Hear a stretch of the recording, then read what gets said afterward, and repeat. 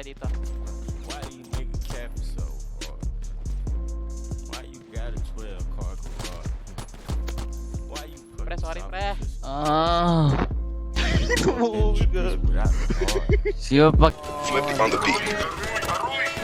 Ngayon pa lang magpapaumanhin na ako, kasi baka ulo nyo masira ko. Maninipa ako ng mga nagsabing mahina ko. Makinig kayo, bihira to. Madalas na marinig sa kanta na pakilig, kasi malikot ang diwa ko.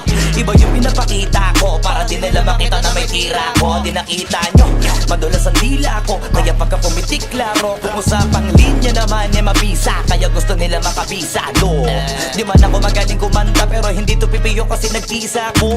Pag ako sumargo kalat, sigurado kahit lapis lang mga gawing tapo. Buti na nga lang na ang ngiti pa ko, kahit ang dami na nila mga ngiting aso. Inaasing tako, kaso di sila asintado, kaya di ako apektado.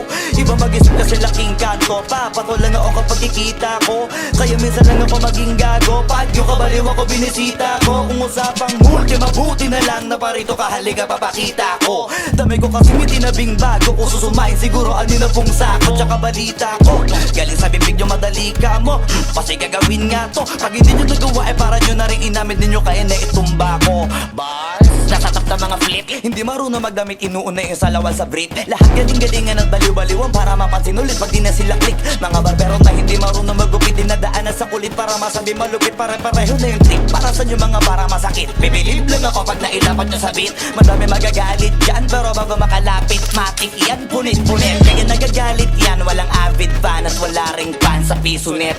Kita-kita na naman yung difference sa kanila pag kami gumawa, hindi pilit. Tapos kung sino pa yung mga silhouette, nagpapanggap na matigas pero galawang impotent.